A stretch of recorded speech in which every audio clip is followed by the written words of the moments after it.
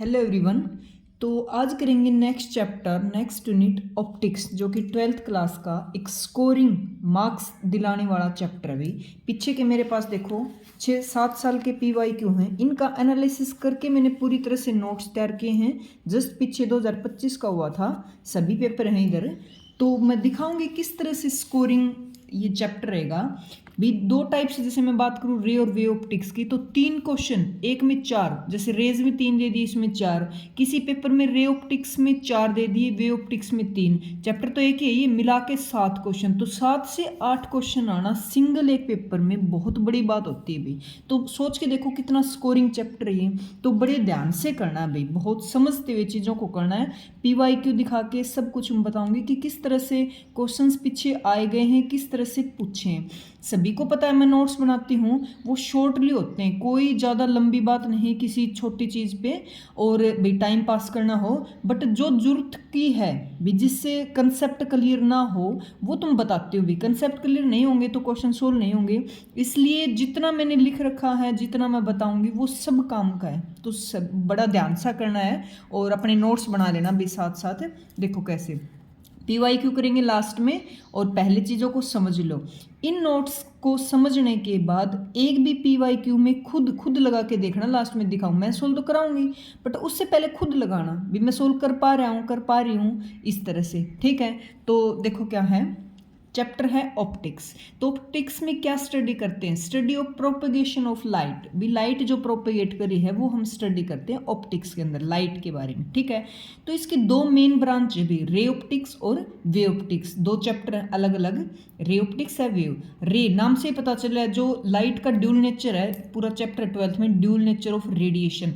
तो raise optics के अंदर पार्टिकल नेचर होता है भी लाइट का। जैसे हम रेक्टिलिनियर प्रोपगेशन ऑफ लाइट पढ़ें, लॉ ऑफ रिफ्लेक्शन या लॉ ऑफ रिफ्रैक्शन, तो यहाँ पे जो लाइट का बिहेवियर होता है वो रे होता है, रे की तरह चलती है, मतलब पार्टिकल नेचर होता है, एक पार्टिकल की तरह ट्रीट करती है वो, रे जो होती है वो। अच्छा, वेव ऑप्टिक्स में क्या पढ़ेंगे? जो लाइट है वो वेव की तरह चलती है। तो इसके अंदर फिनोमिना जो पढ़ेंगे, interference, diffraction, polarisation of light. तो एचटेट में पूछा गया क्वेश्चन है भाई, 4 ऑप्शन दे दिए, तो इनमें किसमें वे जो लाइट का नेचर होता है वो पार्टिकल नेचर है। तो ऐसे ढूंढना है, ब्लैक बॉडी रेडिएशन हो गया, फोटो इलेक्ट्रिक इफेक्ट हो गया, सब में पार्टिकल नेचर होता है। और 3 ऑप्शन दे दिए, इनमें से किस में वेव नेचर नहीं होता, तो इन तीनों में वेव नेचर होता है, तो 4th ऑप्शन मिलेगा। इस तरह से ये भी एचटेट में, पीछे एचटेट में पूछा गया है। तो कंसेप्ट मैंने बताया ना, मेरे नोट्स के हर एक लाइन का मीनिंग है भाई, क्योंकि सभी जो मेरे से जुड़े हैं सभी को पता है भी, किसी उसमें वीडियो में मैं एक्स्ट्रा बात, एक्स्ट्रा टाइम वेस्ट कभी नहीं करती। सिर्फ जो चलता है वो एग्जाम ओरिएंटेड चलता है भाई, बिल्कुल 100%, कोई चीज़ स्किप नहीं करनी, कोई फालतू नहीं होती। ठीक है, हाँ। नेक्स्ट देखो, अब रिफ्लेक्शन एंड रिफ्रैक्शन क्या होते हैं भी। जब कोई लाइट इंसिडेंट करते हैं किसी सरफेस के ऊपर, तो वो टकरा के उसी मीडियम में चली जाएगी, तो उसको बोलते हैं रिफ्लेक्शन ऑफ लाइट। मतलब लाइट क्या होगी, रिफ्लेक्ट होगी। और वो अगर वो दूसरे मीडियम में चल जाए तो उसको बोलते हैं रिफ्रैक्शन ऑफ लाइट। ठीक है, यहाँ नॉर्मल होता है, इसका बड़ा रोल होता है भाई। नॉर्मल जो है, हर एंगल इंसिडेंट हो या रिफ्लेक्टेड एंगल हो, हमेशा नॉर्मल के साथ होता है। मान लो कि इस तरह से दे दिया इंटरफेस, ठीक है, और लाइट ऐसे इंसिडेंट हुई, ऐसे इंसिडेंट हुई, तो इंसिडेंट एंगल कुछ बच्चे यहाँ बना दे तो गलत होगा, क्योंकि इसका नॉर्मल कहाँ है ये, और हमेशा क्या बनेगी, नॉर्मल के साथ एंगल बनता है, चाहे इंसिडेंट हो या रिफ्लेक्टेड हो, नॉर्मल ये है तो ये एंगल बनेगा। ठीक है, और थीटा की साइड हमेशा कोस कंपोनेंट होता है ना, ये आगे यूज होगा भी, इधर कोस कंपोनेंट होता है, इधर साइन, क्योंकि थीटा वाली साइड रिजोल्व करते हैं तो कोस आता है, दूसरी साइड साइन। तो same medium reflection of light, second medium reflected light. ठीक है, अब देखो जो रिफ्लेक्शन है उसके 2 लॉ हैं कि incident angle is always equal to reflected angle. अगर इंसिडेंट एंगल मान लो 60 डिग्री दे दिया और पूछ लिया रिफ्लेक्टेड एंगल कितना होगा, तो 60 होगा। ठीक है, incident ray, reflected ray and normal, all line same plane, तीनों में से एक प्लेन में लाई करते हैं भी। तो ये 2 हैं रिफ्लेक्शन के लॉ। नेक्स्ट देखो, स्फेरिकल मिरर, नाम से ही पता चला भाई, स्फेरिकल मतलब कुछ गोल गोल होंगे, जैसे एक प्लेन मिरर होता है ना, प्लेन नाम से पता चला, प्लेन का मतलब जो प्लेन मिरर हो, और स्फेरिकल का मतलब जो स्फीयर की फॉर्म में हो, मतलब कहीं ना कहीं स्फीयर से काटे गए। जैसे एक स्फीयर है, इसका सेंटर भी होता है और सेंटर से यहाँ की डिस्टेंस होती है रेडियस। तो इसका ये हिस्सा मैं काट लूँ और ये मैंने यहाँ रख दिया, देखो ये हिस्सा मैं काट लूँ, ये एज इट इज उठा के यहाँ रख दिया, तो ये अपने आप में क्या बन जाते हैं, स्फेरिकल मिरर बन जाते हैं। अच्छा, कौन सा कॉनकेव और कौन सा कॉन्वेक्स है उसका छोटा सा मैं ट्रिक बताती हूँ भाई। देखो ये बड़ा है लेंस, ठीक है, तो ये है कॉन्वेक्स लेंस, और ऐसे लूँ मैं, ये होता है कनकेव लेंस। तो कॉर्नर में सी होता है, तो इसके अंदर एक सी आया मतलब इसके पास मिलेगा एक कॉर्नर, और जहाँ एक कॉर्नर हो वो कॉन्वेक्स लेंस होता है, ठीक है। सी और सी, दो सी आगे तो मतलब दो कॉर्नर मिलेंगे ऊपर, दो कॉर्नर मतलब आगे तो कनकेव लेंस। मिरर मतलब एक सरफेस लेते हैं, काट दो, ये वाला मैंने ये वाला उठा के यहाँ रख दिया भी, तो ये कौन सा हुआ, कॉन्वेक्स सी, ठीक है। इसका ये वाला बीच से हिस्सा काट के मैंने यहाँ रख दिया, तो क्या बन गया, कनकेव मिरर। तो जब मिरर आ जाए ना, तो इसके दूसरा इंटरफेस इमेजिनेशन करके देख लिया करो भी, इसके ऊपर ऐसे तो लगेगा नहीं, नहीं चिपक जाएगा, लगेगा कैसे, ऐसे, तो इमेजिनेशन कर लिया करो ये कंप्लीट लेंस कब बनता है, जब ऐसे लगाएं, तो दो कॉर्नर आ रहे हैं तो क्या बनेगा, कनकेव। इसके ऊपर ऐसे तो लगेगा नहीं, क्या लगेगा, ऐसे लगेगा कंप्लीट करने में, एक कॉर्नर मतलब कॉन्वेक्स मिरर।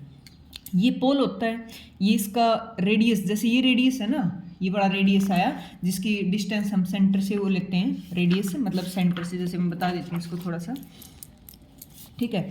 ये मान लो मिरर है, कौन सा मिरर हुआ, कनकेव। देखो इसको ऐसे कंप्लीट करेंगे, दो कॉर्नर आए तो ये है कनकेव मिरर भी, ठीक है। तो यहाँ पोल होता है, पोल का ये रोल है भाई, सारी डिस्टेंस मेजर की जाती है पोल से। जैसे मैंने ऑब्जेक्ट रख दिया यहाँ, तो पोल से कितनी दूर है, इमेज बन गई यहाँ, तो पोल से कितनी दूर है, ये अपने आप में कहीं ना कहीं तो सर्कल बनाता होगा, स्फीयर बनाता होगा, तो स्फीयर का क्या होता है, सेंटर। तो इसी तरह स्फीयर को हटा दो, इस सेंटर से पोल तक की डिस्टेंस होती है रेडियस, ठीक है, और बिल्कुल बीच में होता है फोकस पॉइंट जहाँ रेज मीट करती हैं, और फोकस पॉइंट से फिर पोल की डिस्टेंस लेंगे, सारी डिस्टेंस पोल से ही मेजर करनी, ही होती है फोकल लेंथ। अब क्या होती है फिर, फोकल लेंथ, ठीक है, इस तरह से। अब ये वाला देखो मैंने मिरर लिया, ये लाइन होती है प्रिंसिपल एक्सिस बोलते हैं बी, ये वाले इसके ऊपर रखते हैं प्रिंसिपल एक्सिस। तो यहाँ पे मैंने ऑब्जेक्ट रखा, ऐसे आएंगी मीट करेंगी, फिर ऑब्जेक्ट इन्फिनिटी पे था, मान लो इन्फिनिटी से आ रही रेज, तो ऐसे मीट करती भी, मतलब यहाँ फोकस मिलाते हैं। तो कौन सा मिरर हुआ ये, कनकेव मिरर। कनकेव मिरर ने एक जगह सारी इमेज दे दी, तो ये हमेशा, जब पता है क्या, जब इमेज खुद मिलती हो ना आपस में टकरा के, तो हमेशा जो इमेज मिलेगी वो रियल मिलेगी, और रियल इमेज हमेशा ही इन्वर्टेड होती भी पूरी, उसमें याद रखना, कहीं भी लेंस हो मिरर हो, रियल इमेज हमेशा इन्वर्टेड होती है। मान लो चार ऑप्शन आ गई, इमेज पूछ ली, रियल बनेगी, वर्चुअल बनेगी, इरेक्ट बनेगी, इन्वर्टेड बनेगी, तो दो ऑप्शन तो बिल्कुल खत्म हो जाएंगे, क्योंकि रियल है तो इरेक्ट नहीं होगी, काट दो, वर्चुअल है तो इन्वर्टेड नहीं होगी, काट दो। रियल के साथ हमेशा इन्वर्टेड बनेगी, और वर्चुअल के साथ हमेशा इरेक्ट इमेज बनती है भी, किसी में भी, ठीक है। अपने आप जब रेज मीट करती हैं तो रियल होता है, और रियल है तो इमेज क्या बनेगी, इन्वर्टेड। हाँ, ये कौन सा हुआ, कनकेव मिरर। तो कनकेव मिरर हमेशा 6 इमेज बनाएगा, और कॉन्वेक्स, ये तो कनकेव लिखा हुआ है, कॉन्वेक्स लिख लो, कॉन्वेक्स मिरर 2 इमेज देता है, ठीक है। इसके पास 6 बनेगी, इस पे 2 बनेगी। इसकी 6 में है ना, 5 का तो साइज, पॉइंट साइज होगा, बड़ा होगा, बड़ा होगा, इन्वर्टेड देता है तो बड़ा होता जाएगा ऐसे। और 6th नंबर बनेगी ना, जब ऑब्जेक्ट बिल्कुल फोकस पॉइंट से, मतलब इसकी मिरर की साइड रख दें, बिल्कुल पास रख दें, मतलब जब ऑब्जेक्ट को बिल्कुल पास रख दें, तो ये एक अपनी इमेज देगा सीधी और बड़ी सी, सीधी होगी, और सीधी होती है तो क्या होती है, मतलब इरेक्ट होगी, वर्चुअल होगी तो वर्चुअल इमेज देगा भाई बड़ी। तो ये क्वेश्चन कंपटीशन बहुत बार आता है भाई कौन सा मिरर है जो ऑब्जेक्ट से बहुत बड़ी इमेज देता है, क्योंकि ये वाले 2 देता है ना, एक तो मिलेगी पॉइंट साइज और एक छोटी सी मिलेगी भाई, तो बहुत बड़ी का सिर्फ एक। 5 तो इसमें सेम केस है, रियल एंड इन्वर्टेड। एक केस ऐसा है बहुत बड़ा है, सीधा है, वर्चुअल है, ठीक है, किसमें, कनकेव मिरर में। तो बस कंसेप्ट यही था, इसके ऊपर छठी इमेज के बारे में बहुत पूछ लेते हैं इसमें, ठीक है। तो इसके 2 इमेज देता है, ये वाला 6 देता है।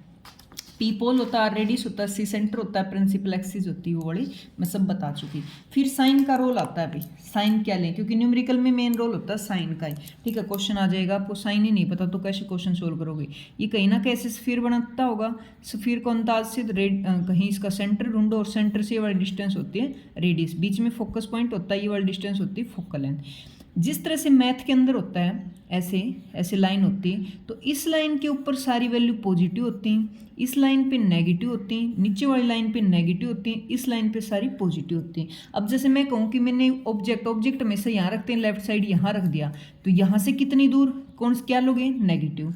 मान लो कि इमेज बनी हुई यहाँ बन गई इस लाइन पे, ऐसे ये लाइन खड़ी लाइन इसकी रीडिंग देगी, इस पे क्या होता है पॉजिटिव। मान लो इमेज ऐसे बन गई, ये वाली लाइन नीचे है, नीचे मतलब इसकी रीडिंग है और यहाँ क्या है, नेगेटिव। इस तरह से ध्यान रखना, ये वाली लाइन पॉजिटिव होती है, ये वाली लाइन और नीचे वाली क्या होती है, नेगेटिव। साइन का रोल होता है, यू की वैल्यू अगला 15 सेंटीमीटर दे, यू की वैल्यू दे दी 15 सेंटीमीटर, आपको माइनस लेना पड़ेगा क्योंकि ऑब्जेक्ट हमेशा पीछे रखते हैं और इस लाइन पे क्या होता है, नेगेटिव साइन। ठीक है, हाँ कुछ रूल्स हैं भाई, कुछ रूल हैं जिनके बेसिस पे बहुत सारी प्रॉब्लम अपने आप सोल्व हो जाते हैं। कैसे, चाहे लेंस हो दोनों, बात करेंगे, चाहे दोनों मिरर, दोनों कौन से, कनकेव कन्वेक्स। अगर ऑब्जेक्ट और इमेज दोनों के लिए पढ़ेंगे, अगर ऑब्जेक्ट इन्फिनिटी पे है, इन्फिनिटी का मतलब होता है भाई ये जैसे कनकेव मिरर है, ये प्रिंसिपल एक्सिस है, इन्फिनिटी का मतलब होता है कोई रे आ रही पैरेलल टू प्रिंसिपल एक्सिस, कहाँ से आई है, इन्फिनिटी से, ऐसे। तो कोई ऑब्जेक्ट इन्फिनिटी पे है तो इमेज हमेशा फोकस पे बनेगी, ध्यान रखना। अगर ऑब्जेक्ट इन्फिनिटी पे है तो इमेज हमेशा कहाँ देगा, वो फोकस पे।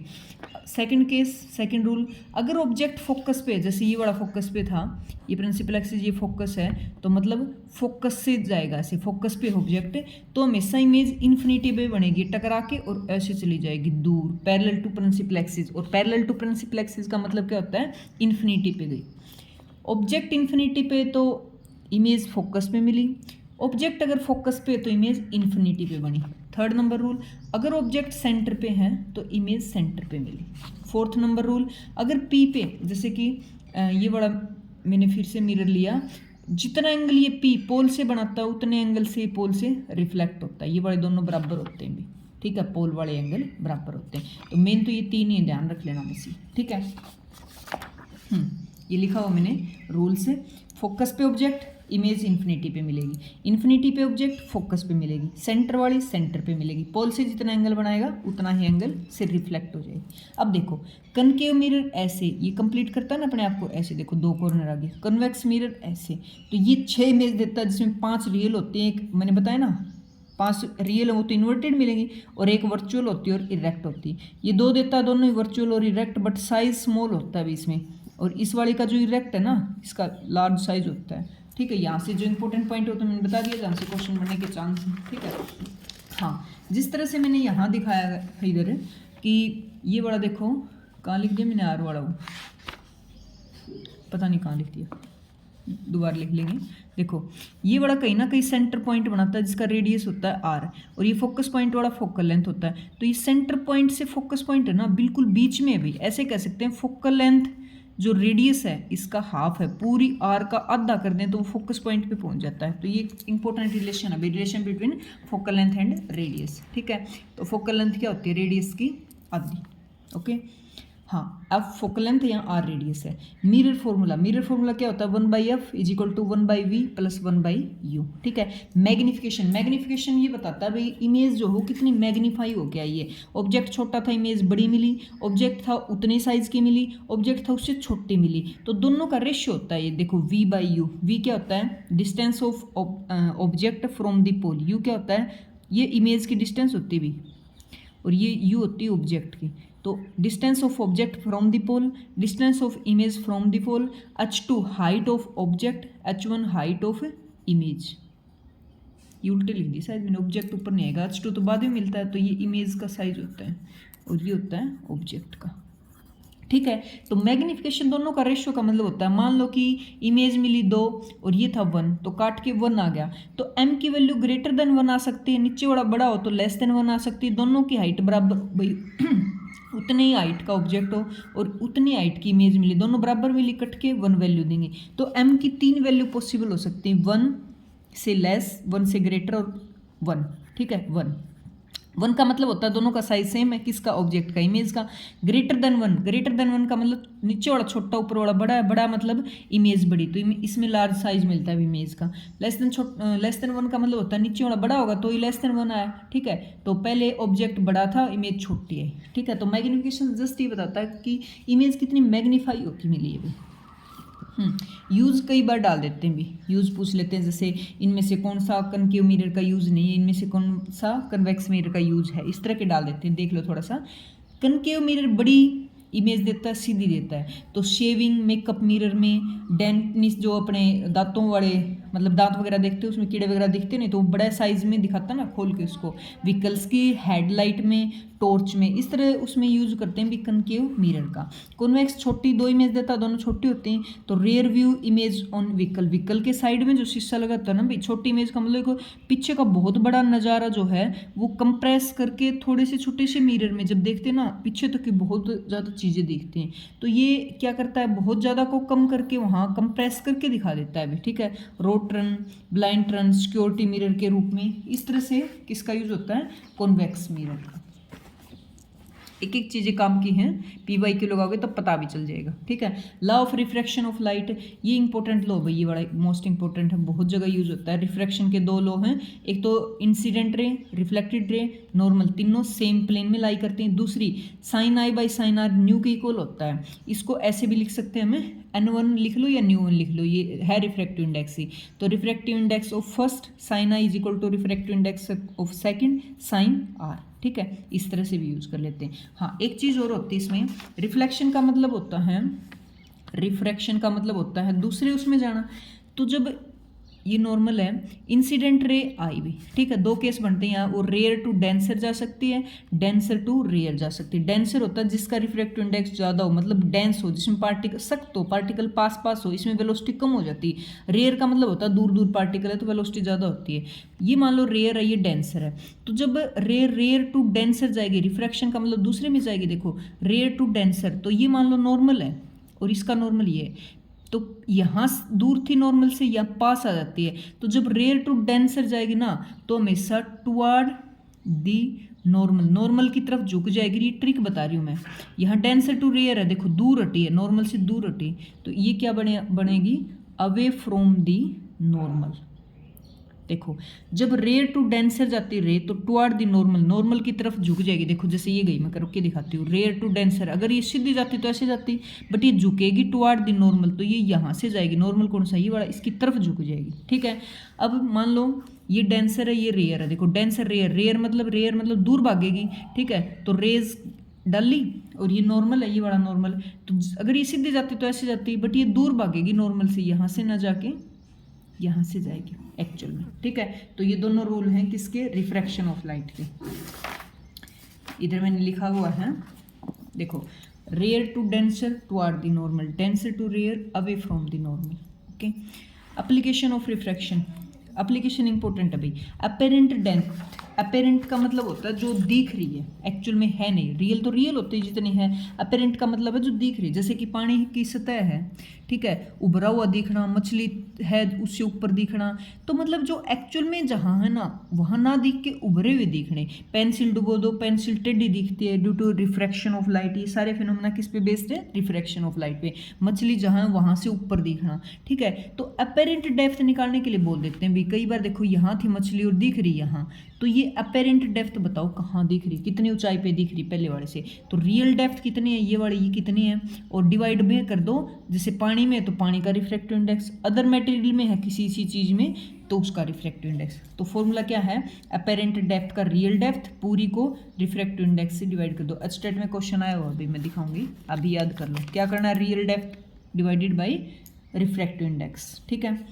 जैसे सनसेट सनराइज 2 मिनट पहले दिखते हैं, सूरज होता है ना, सूरज है रोशनी देता है, तो 2 मिनट पहले दिखता है धरती पे और 2 मिनट बाद, क्यों, क्योंकि इसकी रोशनी आती है। और बीच में पढ़ा होगा सभी ने, अर्थ के ऊपर तक जाते हैं ना तो अलग अलग लेयर्स होती है। अलग अलग लेयर का मतलब होता है पार्टिकल हर लेयर में अलग टाइप के हैं, कोई डेंसर ज़्यादा है कोई रेयर है, तो इसकी रोशनी आएंगी तो रेयर टू डेंसर मैंने बताया ना मुड़ती है अवे फ्रॉम दी नॉर्मल, इस तरह से मुड़ के जाएंगी यहाँ पे। और यहाँ पे देखने वाला रेयर तो टेढ़ी देखेगा नहीं, वो सीधी देखेगा ऐसे। तो सूरज 2 मिनट पहले दिखता है और 2 मिनट बाद तक दिखता है due to refraction of light. बहुत फिनोमेना इसके, जैसे मैंने बताया ना पानी में चीज़ों का टेढ़ा दिखना, सतह ऊपर दिखना, उसके अंदर कुछ है पानी में वो उभरा हुआ ऊपर की तरफ दिखना, सनसेट सनराइज 2 मिनट पहले दिखना चीज़ों का, ठीक है, इस तरह से। टोटल इंटरनल रिफ्लेक्शन, एस्टेट में क्वेश्चन आया अभी इसका। टोटल इंटरनल नाम से ही पता चल रहा है, टोटल का मतलब पूरा, इंटरनल का मतलब अंदर, रिफ्लेक्शन का मतलब वापिस आ जाना पूरे का पूरा, ठीक है। इसके दो ही रूल हैं भाई।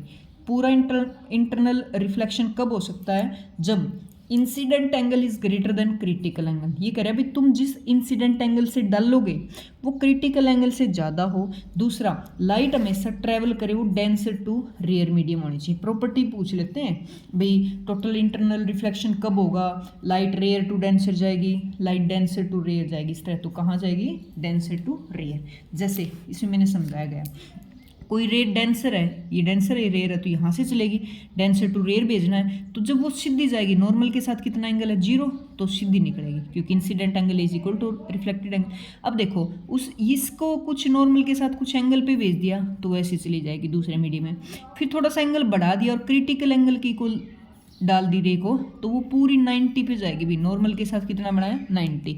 तो देखो सोच के देखो, जब वो क्रिटिकल एंगल के इक्वल है तो 90 पे रिफ्लेक्ट हुई। अगर क्रिटिकल एंगल से कर दे थोड़ा सा भी ज़्यादा, तो ये 90 से हमें तो बस अंदर भेजना है, ये लाइन है ना, उसके अपने वाले एरिया में लेके आना है, तो थोड़ा सा ग्रेटर करते अपने एरिया में आ जाएगी, तो इसको बोलते हैं टोटल वापिस इंटरनल रिफ्लेक्शन, ठीक है। तो इसके लिए एक फॉर्मूला होता है, न्यू इज इक्वल टू होता है sine C, C for critical angle, mu refractive index, तो न्यू इज इक्वल टू होता है 1/, कई बार रिफ्रैक्टिव इंडेक्स देके क्रिटिकल एंगल पूछ लेते हैं, क्रिटिकल एंगल लेके रिफ्रैक्टिव इंडेक्स पूछ लेते हैं, ठीक है। रिफ्रैक्टिव इंडेक्स क्या बताता है, कौन सा मीडियम कितना डेंसर है, कितना रेयर है, उससे ही पता चलता है, ठीक है। दो तुम लो, जैसे कांच है, पानी है, दोनों के रिफ्रैक्टिव इंडेक्स से तुम बता सकते हो कौन ज़्यादा डेंसर है, वाटर है या ग्लास है, ठीक है। 2 मैंने न्यूमेरिकल डाले भी, वो देख लो किस तरह से क्वेश्चन पूछे जाते हैं इसमें। Find the value of critical angle for the material of refractive index √3, तो क्रिटिकल एंगल की वैल्यू पूछी हुई इसमें, ठीक है। लाइटिंग सही है क्या, देखो क्रिटिकल एंगल की वैल्यू पूछी, रिफ्रैक्टिव इंडेक्स दे रखा है न्यू की वैल्यू, तो sine C is equal to 1/न्यू होता है, क्योंकि मैंने अभी फॉर्मूला बताया न्यू इज इक्वल टू क्या होता है, साइन सी, साइन को उधर ले जाओ, 1/न्यू, इसकी वैल्यू रखोगे तो क्रिटिकल एंगल आ गई साइन इनवर्स, ये तो टेबल में मिलेगी इसकी 35.3 डिग्री आ गया, ठीक है। स्पीड ऑफ लाइट पूछा है मीडियम में, क्रिटिकल एंगल दे रखा है, तो क्रिटिकल एंगल से हम कहाँ पे पहुंच जाएंगे, रिफ्रैक्टिव इंडेक्स पे। रिफ्रैक्टिव इंडेक्स निकालते, रिफ्रैक्टिव इंडेक्स का फॉर्मूला क्या होता है, C/V। रिफ्रैक्टिव इंडेक्स की कोई यूनिट नहीं होती, कोई डायमेंशंस फॉर्मूला नहीं होता, क्यों, क्योंकि C भी स्पीड ऑफ लाइट है और V भी वेलोसिटी ऑफ लाइट, दोनों ही वेलोसिटी है, तो कट के 0 देते हैं, मतलब यूनिट और डायमेंशंस फॉर्मूला। तो हमसे पूछा V की वैल्यू, तो C/न्यू कर दो, न्यू हमने निकाल लिया, नीचे जाएगा C स्पीड ऑफ लाइट जिसकी वैल्यू होती है 3 × 10⁸ मीटर पर सेकेंड, तो इस तरह वेलोसिटी निकाल ली, ठीक है। स्फेरिकल लेंस, देखो लेंस जिस तरह से मिरर 2 टाइप के होते हैं, लेंस भी 2 टाइप के होते हैं, कॉन्वेक्स लेंस, कनकेव। ट्रिक मैंने बता दिया, एक सी है एक कॉर्नर, 2 सी है तो 2 कॉर्नर, तो इसको बोलते हैं कन्वर्जिंग लेंस। कन्वर्जिंग होता है जो रेज को इकट्ठी करता है, तो पैरेलल टू प्रिंसिपल एक्सिस, मतलब इन्फिनिटी से रे आई, टकराई, यहाँ पे मिल गई, फोकस कर दिया। तो जिस तरह से कनकेव मिरर 6 इमेज देता था, उस तरह कन्वेक्स लेंस उल्टे हो गए ना, वहाँ कनकेव मिरर या कन्वेक्स लेंस 6 इमेज देता है, वहाँ कॉन्वेक्स मिरर 2 और यहाँ कनकेव लेंस 2 इमेज देता है, ठीक है। ये इकट्ठा करता है रेज को, ये ऐसे करके फैलाता है पीछे, फिर हम उनको मिलाएंगे, क्योंकि इमेज कब मिलती है, जब मिलाएंगे। खुद नहीं मिल रही, खुद मिल रही है तो रियल होती है, रियल इमेज होती है। अगर खुद इमेज आके मीट करें अपने आप तो कैसा मिलता है हमें, इमेज रियल। अगर वो चली जाएं, हम उनको बैक करके इमेजिनेशन करके मिलाएं, तो ये क्या होती है, वर्चुअल होती है, ठीक है। ये 6 में देता है, 2 देता है। साइन रूल सब कुछ सेम है, साइन जो मैंने लाइन पे बताया ना, ये वाली लाइन होती है, ये पॉजिटिव होती है, यहाँ पॉजिटिव साइन होते हैं, ये नेगेटिव होती है और ये नेगेटिव। लेंस हो या मिरर हो, दोनों पे साइन वाला क्या लगेगा, सेम फॉर्मूला लगेगा। नेक्स्ट देखो, कॉन्वेक्स लेंस और कॉन्वेक्स स्फेरिकल सरफेस, ये इंपॉर्टेंट है, यहाँ से क्वेश्चन उठाया जाता है। दोनों में डिफरेंस से मैं समझाऊंगी, इसको अकेला वैसे तो ये कर लिया हमने पीछे भी, बट इसको डिफरेंशिएट करेंगे भाई। कॉन्वेक्स लेंस होता है जैसे कंप्लीट लेंस, ये रहा, 2 सरफेस इंटरफेस के, एक सरफेस ये एक ये, इस इंटरफेस को बोलते हैं एयर ग्लास, इसको बोलते हैं ग्लास एयर, बाहर निकलेगी तो, ठीक है। बीच में मोटा होता है, इमेज बना सकता है, जिसका फॉर्मूला होता है लेंस का 1/f = 1/v - 1/u। मिरर वाले में क्या था, प्लस साइन था, लेंस वाले में यह माइनस साइन होता है, लेंस फॉर्मूला है, ठीक है।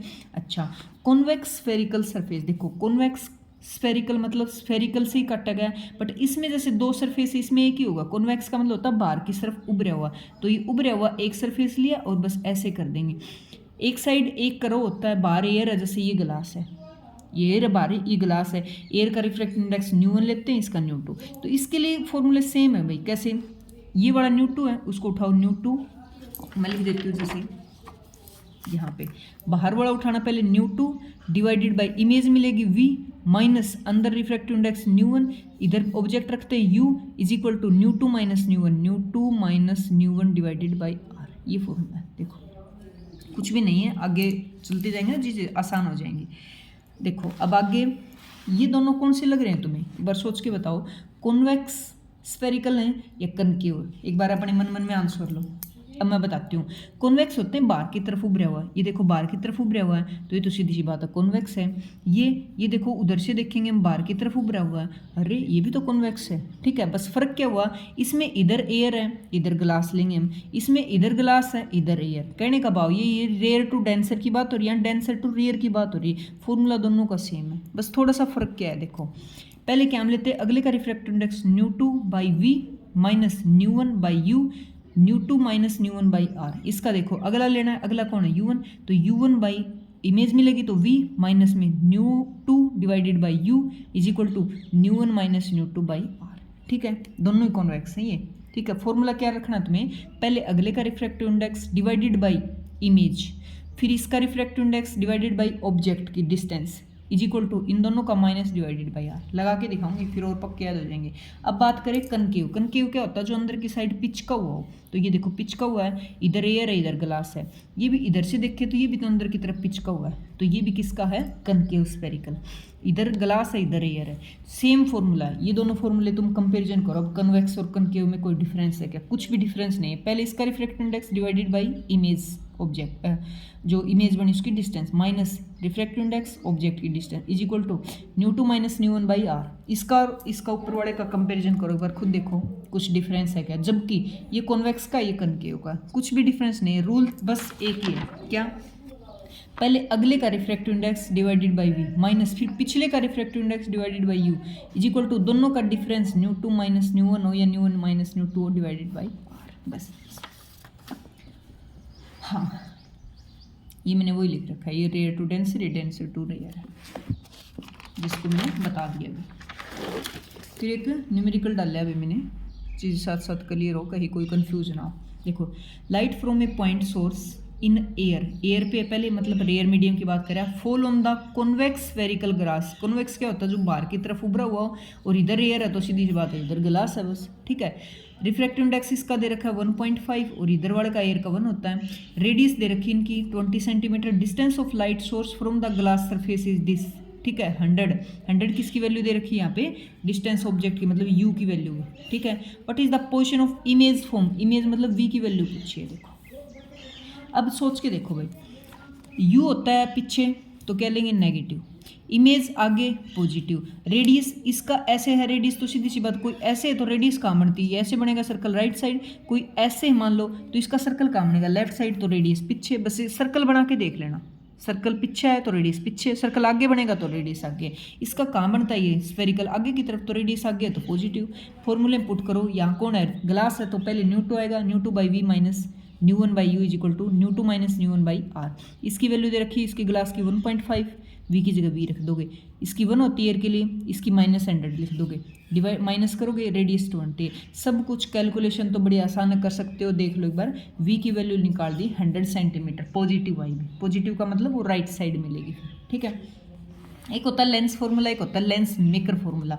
तो लेंस फॉर्मूला तो मैंने बता दिया, जैसे 1 minus v minus 1 by u equal to, जब यू वी एफ का जिक्र हो तो लेंस फॉर्मूला लगाना है, जब रेडियस रिफ्रैक्टिव इंडेक्स वगैरह की बात हो तो लेंस मेकर फॉर्मूला लगाना है।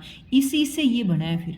ठीक है, तो 1 by f is equal to होती पी, ये पावर का बन गया ना, 1 बाई एफ पी के इक्वल होती, तो जिसका फॉर्मूला होता है न्यू माइनस 1 इंटू में 1 by R 1 minus 1 by R 2। Okay, हाँ देखो ये लिखी बिरखी मैंने बात, if u v f given हो तो इसको यूज़ करो, तीनों चीज़ें। क्यों, इमेज कहाँ बनेगी ये बताता है क्वेश्चन में ऐसे पूछा जाएगा, इमेज कहाँ बनेगी, मतलब वी की वैल्यू। इसमें देखो यू आर या फिर रेडियस गिवन हो तो ये यूज़ करो।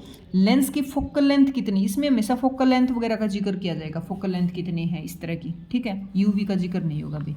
P is equal to 1/f होता है, मैंने बता दिया, ठीक है। कुछ फॉर्मूले हैं। मैग्नीफिकेशन बहुत सारी, तो आपस में मल्टीप्लाई करके नेट मैग्नीफिकेशन निकाली जाती है, काम की बात है, याद रख लेना। मैग्नीफिकेशन का मल्टीप्लाई करके नेट मैग्नीफिकेशन निकाली जाती है। अच्छा, फोकल लेंथ हो, हाँ ये भी आया हुआ क्वेश्चन है, 2 फोकल लेंथ दे दी और नेट पूछ ली, तो हमेशा रेसिप्रोकल में इनका सम करते हैं। और 1/f किसके इक्वल होते हैं? P के, तो ये P बनेगा P1, तो पावर सीधी जुड़ती है, पावर सीधी जुड़ेंगी, फोकल लेंथ रेसिप्रोकल जुड़ेंगी, ठीक है। हाँ, नेक्स्ट प्रिज्म का एक एक चीज़ इंपॉर्टेंट है, ये मत सोच लेना बच्चा टाइप चल रहा है कुछ भी बच्चा, क्योंकि क्वेश्चन यहीं से उठाए जाते हैं, यहीं मार खा जाते हो, बहुत चीज़ आसान समझ के। हाँ, एक और बता देती हूँ भी मैं, कुछ बच्चे रेगुलर जुड़े हुए मेरे से कमेंट वगैरह करते हैं, वीडियो को लाइक करते हैं, लाइक वगैरह कमेंट करते नहीं भी, सारे देख तो लेते हैं, करते नहीं। एक कंसेप्ट ध्यान आ गया मुझे, स्किनर का कंसेप्ट है, उसने दिया था एक वर्ड शेपिंग और चेनिंग, बहुत बार एग्जाम में पूछा जाता है भाई। तो शेपिंग क्या होता है? किसी बच्चे से काम करवाया जाता है छोटे छोटे हिस्सों में बांट के उस काम को, और हर काम के बाद रिवार्ड मिलता है उसको कोई भी रिइंफोर्समेंट मिलता है, कुछ भी रिवार्ड मिलता है, तब उसको बच्चे को यहाँ एंडिंग पे लेके जाया जाता है, काम पूरा फिनिश होता है रिवार्ड के साथ। तो बिल्कुल कड़ी अपनी भी ऐसे जुड़े हुए थे, तुम कमेंट करोगे, लाइक करोगे, लगातार जुड़े हुए मुझे एहसास रहेगा, तो अपनी कड़ी टू कड़ी बहुत फास्ट चलेगी। और ये टारगेट है जो कि PGT फिजिक्स HTET, इसको बहुत जल्दी यहाँ तक पहुँच जाओगे भी, ठीक है। तो कुछ इग्नोर बहुत मारते हैं भी, थोड़ा सा पता है हर किसी को जरूरत होती है भी थोड़ी सी मोटिवेशन की भी, तो जुड़े रहोगे, मुझे लगेगा बहुत तैयारी कर रहे हैं बच्चे, अच्छे से मेरा पढ़ाया समझ आ रहे हैं, तो ये कड़ी बहुत फास्ट चलेगी। तो शेपिंग को फॉलो करो, और ये कंसेप्ट भी है भाई, ये पक्का तुम्हें उसमें साइकोलॉजी में मिलेगा, ये छपा चेनिंग, शेपिंग, प्रोग्राम लर्निंग, ये किसके थे? स्किनर के। शेपिंग है ये, स्कीमा नहीं है। स्कीमा किसका कंसेप्ट है? प्याजे का, ये प्याजे का होता है स्कीमा, ठीक है। तो वीडियो को लाइक और कमेंट जरूर करेंगे भाई, ये मान के चलो बस कंपलसरी है ये, ठीक है, एक ही चीज़ कंपलसरी है अपने क्लास में, ओके। हाँ, प्रिज्म का देखो नेक्स्ट, ये ब्रेक था छोटा सा। डिफ्रैक्शन थ्रू दी प्रिज्म क्या होता है? ऐसे दिखने में अंदर ग्लास का, बाहर एयर होती है, तो किस तरह से देखो, यहाँ पे लाइट इंसिडेंट करती है नॉर्मल इसके, इस सरफेस के नॉर्मल मतलब परपेंडिकुलर ये लाइन है, तो इंसिडेंट एंगल हमेशा नॉर्मल के साथ बनता है। ऊपर वाला एंगल होता है भी एंगल ऑफ प्रिज्म, ठीक है।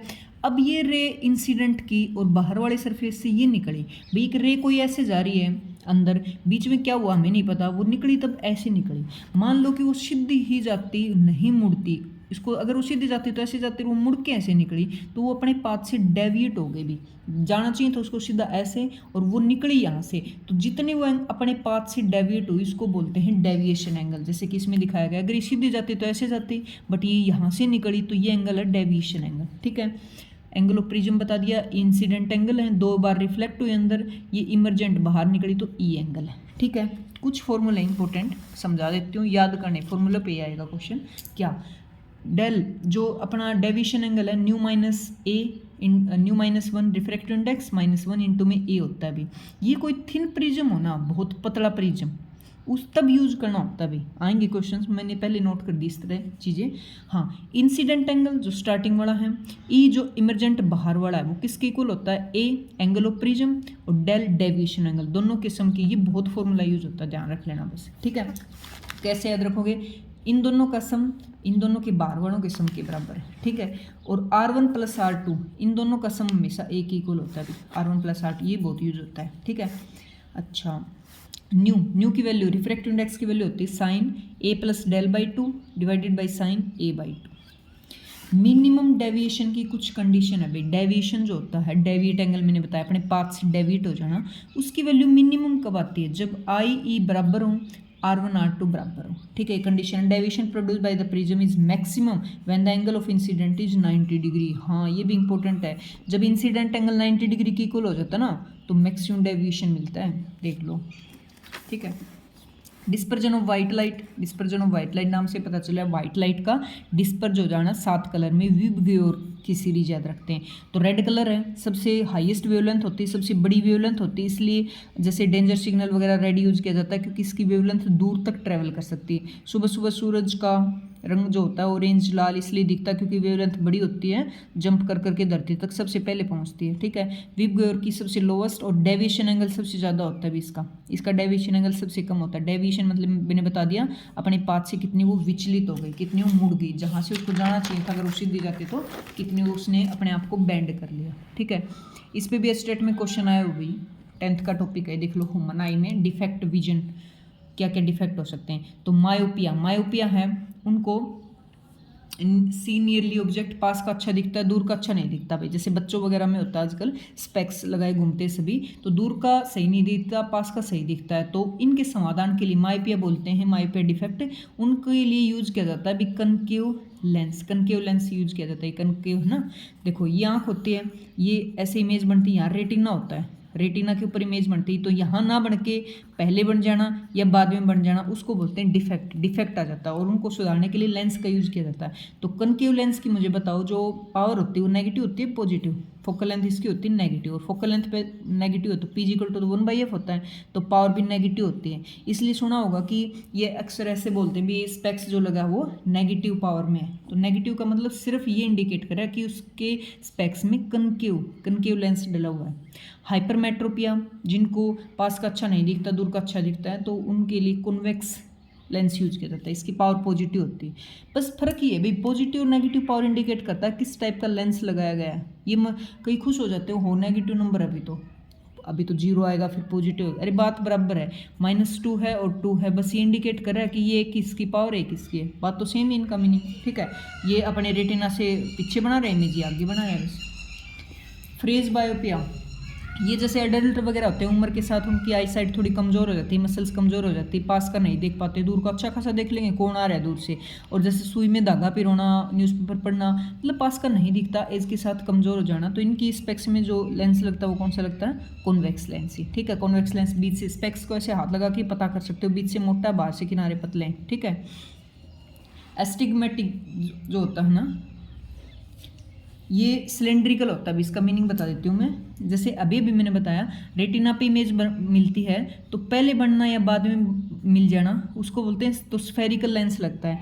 और जो रेटिना पे इमेज है वो पर्टिकुलर पॉइंट पे ना बन के फैला देना, फैल जाती है, और उन फैली हुई को इकट्ठा करने के लिए जो लेंस यूज किया जाता है वो सिलेंड्रिकल लेंस यूज किया जाता है। अभी फैली हुई इमेज को इकट्ठा करने के लिए सिलेंड्रिकल लेंस, और आगे पीछे शिफ्टिंग इमेज को अपने रेटिना के ऊपर फोकस पॉइंट करना, उसके लिए कौन सा स्फेरिकल लेंस यूज किए जाते हैं। ठीक है, तो देखो सिलेंड्रिकल लेंस यूज किया जाता है, स्फेरिकल ये बात वहीं लिख रखी मैंने। ठीक है, ये एक पॉइंट पे फोकस करते हैं, फैली इमेज को सिलेंड्रिकल लेंस यूज किया जाता है। ये आगे पीछे फोकस, जैसे यहाँ थी यहाँ बनना है, इधर बन जाएगा इधर बन जाएगा, तो उसको यहाँ शिफ्ट करने के लिए स्फेरिकल लेंस यूज किया जाता है। सिंपल माइक्रोस्कोप, दो बस एक ही टॉपिक बचेगा अभी, माइक्रोस्कोप टेलीस्कोप का। सिंपल माइक्रोस्कोप होता है जो माइक्रोस्कोप मतलब जो इमेज को मैग्नीफाई करता हो, बड़ी करके दिखाता हूँ। ठीक है, सिंपल का मतलब जिसमें एक लेंस यूज करेंगे, तो मैग्निफिकेशन पावर का फॉर्मूला होता है इसके अंदर क्या, m=d/f। डी होती है लिस्ट डिस्टेंस, जैसे कि नॉर्मल आई के लिए 25 सेंटीमीटर लेते हैं इसकी वैल्यू। अब फोकल लेंथ मैग्नीफाई पावर के लिए d/f। जब इमेज नियर पॉइंट डी पर बने तो मैग्नीफाई बनता है m=1 + d/f। ठीक है, microscope magnifying glass single convex होता है, इसके अंदर कंपाउंड में दो होते हैं, दो लेंस यूज करते हैं हम, इसमें इमेज वर्चुअल इरेक्ट मैग्नीफाई होती है। फिर सिंपल के बाद होता है कंपाउंड माइक्रोस्कोप। कंपाउंड में क्या होता है, दो लेंस यूज करेंगे। ठीक है, एक आई लेंस एक ऑब्जेक्टिव लेंस, तो मैग्निफिकेशन पावर होती है ना इसकी, दोनों की मल्टीप्लाई। मैग्नीफाई तो मैंने बता दिया था, पहले भी मल्टीप्लाई करके निकालते हैं, तो दोनों की मल्टीप्लाई करके नेट टोटल मैग्निफिकेशन इमेज आती है। फाइनल इमेज अगर नियर पॉइंट पे हो जैसे डी पे, तो मैग्निफिकेशन का फॉर्मूला होता है 1/f0 objective focal length into में 1 + d/f ई आई लेंस की फोकल लेंथ। और अगर इन्फिनिटी पे हो तो सीधा फॉर्मूला बन जाएगा -l/f0, 1 हटा दो यहाँ से, d/f ई, दोनों नीचे फोकल लेंथ ऊपर l और d। ठीक है, l क्या है देखो इधर मैंने लिख रखा, आई लेंस और ऑब्जेक्टिव लेंस के बीच की दूरी को बोलते हैं, आई लेंस है ऑब्जेक्टिव लेंस है उनके बीच के डिस्टेंस को बोलते हैं एल। डी मैंने बता दिया 25 सेंटीमीटर, इधर लिख रखा दोनों फोकल लेंथ किसकी, आई लेंस की और ऑब्जेक्टिव लेंस की। सिंपल माइक्रोस्कोप और कंपाउंड माइक्रोस्कोप बस थोड़ी खत्म होने वाली हैं। देखो कुछ इंपॉर्टेंट पॉइंट लिखे मैंने, जैसे प्लेन मिरर में, प्लेन का क्या होता है, जितनी डिस्टेंस पे ऑब्जेक्ट है उतनी डिस्टेंस पे इमेज मिलेगी, जितना साइज का उतनी साइज की मिलेगी, ठीक है। तो इरेक्ट देता है, वर्चुअल देता है, इक्वल साइज के देता है। डेविएशन एंगल पूछ ले भाई, डेविएशन एंगल, तो डेविएशन एंगल निकालने का सीधा formula del is equal to 180 minus 2i। कैसे आया, जैसे देखो ये इंसिडेंट प्लेन मिरर था, इंसिडेंट एंगल, इंसिडेंट रे ऐसे आई और रिफ्लेक्ट ऐसे हो गई, तो कितनी डेविएट हो गई, अगर ये सीधे जाती तो ऐसे जाती, गई यहाँ से, तो ये एंगल डेविएशन एंगल है। तो पूरे 180 में से इधर वाला माइनस कर दो, आई और आर हैं दोनों बराबर हैं तो 2i हो गया ना, तो 180 में से 2i माइनस कर दोगे तो डेविएशन एंगल। इसकी फोकल लेंथ इन्फिनिटी पे होती है, क्यों, क्योंकि रेज को सीधा भेजता है, मोड़ता ही नहीं, ठीक है। पावर कितनी होगी, जब फोकल लेंथ इन्फिनिटी है तो पावर 0 होगी, किसकी, प्लेन मिरर की बात होगी। बस टेलीस्कोप हो रह गया। टेलीस्कोप देखो, दूर की वस्तुएं, दूर की ऑब्जेक्ट होते हैं उनको क्लियरली दिखाता है। मैग्नीफाइंग पावर का फॉर्मूला होता है F0/Fe, ऑब्जेक्ट वाली ऊपर, आई वाली फोकल लेंथ नीचे। एक तो फॉर्मूला हो गया ये। ट्यूब लेंथ बोलते हैं इसको, ऑब्जेक्टिव लेंस और आई लेंस के बीच का डिस्टेंस एल से रिप्रेजेंट करते हैं, तो दोनों के सम के बराबर होती है भी एल की वैल्यू, ठीक है। हाँ, मैग्नीफाई के लिए फॉर्मूला होता है F0/Fe इंटू में 1 + Fe/d, और d का सीधा सीधा फॉर्मूला होता है भी md। d होता है यहाँ पे diameter of the objective lens, m magnify power, और d होता है डायमीटर ऑफ आई प्यूपिल, ठीक है। ये फॉर्मूला भी यूज होता है भी, capital D is equal to small d into में m, और मैग्नीफाई के लिए F0/Fe इंटू 1 + Fe/d। हाँ, ये इसी में यूज होते हैं भी, कितना रिफ्लेक्ट होगी रे जो है और कितनी ट्रांसमिट होगी। तो रिफ्लेक्ट का सीधा सीधा फॉर्मूला है n2, रिफ्लेक्टिव इंडेक्स होते हैं n2 - n1 divided by n2 + n1 का स्क्वायर कर दो। कितनी ट्रांसमिट हुई, रिफ्लेक्शन का 1 में से, टोटल 1 होती है तो 1 में से घटाओगे ट्रांसमिशन आ जाएगी, तो 1 माइनस ये फॉर्मूला करोगे, सोल्व करोगे तो ये फॉर्मूला आएगा। चाहे तो मान लो कि r की वैल्यू आ गई, उसको सीधा 1 में से घटा दो, और चाहे इसको घटा के फॉर्मूला बना लिया तो ये लगा दो, 4n1 n2 divided by n1 + n2, ठीक है। तो ये हो गया भाई खत्म, सारे क्वेश्चन कर लिए थ्योरी पार्ट। अब करते हैं बैक टू बैक क्वेश्चन। पहला पेपर मैंने उठा लिया भाई 2024-25 वाला, जस्ट प्रीवियस जो पहले हुआ था अभी वो है। देखो क्वेश्चन क्या है हुआ, a person with normal near point दे रखा भी 25, a person with normal near point 25 read a book of small front using magnifying lens से वो बुक को रीड कर रहे हैं। थिन कॉन्वेक्स लेंस जिसकी फोकल लेंथ 5 सेंटीमीटर है, nearest and farthest distance at which he can read a book when view through the magnifying glass. ये उसका नियर पॉइंट और सबसे फारेस्ट पॉइंट पूछ रहा है अभी, मतलब यू की वैल्यू, यू देखो बुक को पढ़ रहा है, इसने बता दिया कंफर्टेबल है वो 25 सेंटीमीटर पे बुक को अच्छे पढ़ सकता है।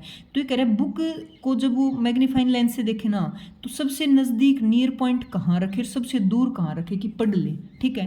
तो देखो कैसे सोल्व करोगे, इसने फोकल लेंथ दे रखी है कितना 5 सेंटीमीटर, तो v की वैल्यू ये कह रहे हैं अभी, v की वैल्यू सेलेक्ट करेंगे, v की वैल्यू क्या रख देंगे, एक बार तो रख देंगे इन्फिनिटी पे, इमेज बनी और u की निकाल लेंगे, और दूसरी v की वैल्यू कितना दे रखा है इसने 25 ना, नियर 25 पे, और u की निकाल लेंगे। देखो कहने का मतलब ये हुआ, जो v की वैल्यू है ना, v क्या होती है, इमेज बनेगी, वो लेस देन इन्फिनिटी और ग्रेटर देन 25 उसने दे रखा पॉइंट इन्फिनिटी, इसके बीच की वैल्यू रख दो, और u की वैल्यू पूछी इसने, क्वेश्चन में क्या पूछा है, v की वैल्यू लेस देन इन्फिनिटी 25 इतनी लो, और u देखो फिर ऑब्जेक्ट की पोजीशन कहाँ आएगी बस। तो फॉर्मूला होता है अपने पास lens formula 1/f is equal to 1/u minus 1/v, ठीक है। फोकल लेंथ दे रखी 1/5 1/v, v की एक बार इन्फिनिटी ले लो 1/u, तो u की ये तो 0 हो गया 1/इन्फिनिटी,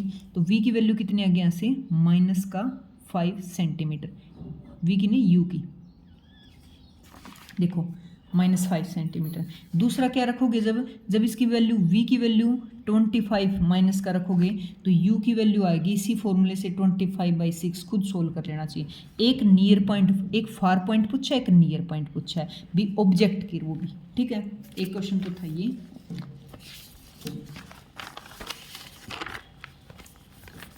सेकंड क्वेश्चन में इसी पेपर का भी है हाँ ये रहा, a source of light 6 centimetre high, high का मतलब होता है हाइट दे रखी है एच की 6 centimetre, located 60 centimetre from the concave mirror, from का मतलब होता है रखा हुआ है 60 सेंटीमीटर मिरर से, ठीक है। साथ साथ चीज़ें मैं लिख रही हूँ। कौन सी की बात करें, कनकेव मिरर, कनकेव होता है ऐसे रख दिया ताकि मुझे पता लग जाए रेडियस कहाँ है, फोकल लेंथ कहाँ है। फोकल लेंथ दे रखी है इसमें 20 सेंटीमीटर, नेचर पूछा है, साइज पूछा है और कितनी दूरी पे, मतलब v की वैल्यू पूछी है और h डैश की पूछी है, साइज पूछे ना तो h डैश की पूछी है। तो देखो कनकेव लेंस मिरर है ये, तो ये हमेशा इन्वर्टेड देता है और रियल देता है, कुछ चीज़ मैच हो जाएंगी इससे। तो फिर देखो क्योंकि ये मिरर है तो मिरर फॉर्मूला लगाओगे 1/f = 1/v + 1/u। तो अब साइन देखो इसका, ये इधर सर्कल है तो लेफ्ट साइड रेडियस है फोकल लेफ्ट साइड है, ये माइनस हो गया और ये भी माइनस हो गया, तो 1/-20 = 1/v निकालना है और इसकी वैल्यू माइनस का 60, ठीक है। ये इधर जाएगा, माइनस का 1/20 प्लस का 1/60, किसकी वैल्यू आ गई 1/v की। सॉल्यूशन तो खुद भी कर लेना चाहिए, ठीक है, 1/v, तो ये आ गया -2/60 = 1/v। v की वैल्यू कितनी आ गई 30 सेंटीमीटर, माइनस आई है बट हम इसका मैग्नीट्यूड लेते हैं, ध्यान रखना हमेशा इसमें मैग्नीट्यूड लेते हैं v और u में, तो 30 सेंटीमीटर आ गई। इसने h डैश पूछी तो अपने ने एक मैग्नीफिकेशन का फॉर्मूला भी पढ़ा था, h dash by h = -v/u। h dash निकालना तो h उधर चला जाएगा और माइनस का v/u। h की वैल्यू कितनी दे रखी है 6, v की कितनी है अपने 30 और u की कितनी है 60, काट दो 2 पे 3 पे, तो h डैश आ गया 3 सेंटीमीटर और वो भी माइनस का आया भी।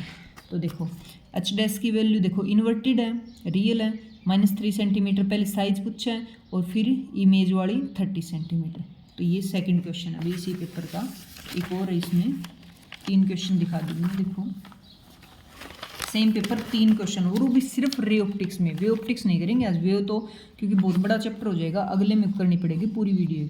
आज सिर्फ हमने रे ऑप्टिक्स की और उसमें देख लो थर्ड क्वेश्चन दिखा रही हूँ मैं उसी पेपर का। फोकल लेंथ है आई पीस की, फोकल लेंथ दे रखी हुई, ठीक है। For a telescope of magnification m की वैल्यू दे रखी, फोकल लेंथ पूछी, देखो फोकल लेंथ और इसकी आई पीस की फोकल लेंथ में और मैग्निफिकेशन में एक मैंने फॉर्मूला बताया था, क्या बताया था, m = ऊपर तो f_o और नीचे आई लेंस की वाला, ये दे रखा है और ये दे रखा है, ये पूछा है तो इन दोनों की मल्टीप्लाई कर देंगे सीधी, ठीक है। करी दो चाहिए 100 इंटू में इसकी करोगे 1 0 से 1 0 कट जाएगा, 250 आ गई, देखो 250 दोनों में ही है, सीधा फॉर्मूला लगेगा ना। आगे देखो क्या पूछा, focal length of the objective निकाल दिया हमने, useful diameter of the objective, इसका मैंने फॉर्मूला बताया था डायमीटर का, capital D = small d into में d, स्मॉल d की तो ये वैल्यू दे रखी 2 mm मिल गई, मैग्निफिकेशन की ये दे रखी 100 मिल गई, ये डायमीटर, इसकी वैल्यू निकालनी, बताओ क्या रह गया, ठीक है। कर दो मल्टीप्लाई, इस वाले की कितनी 100 दे रखी है और ये कितना दे रखा है 2 mm, 2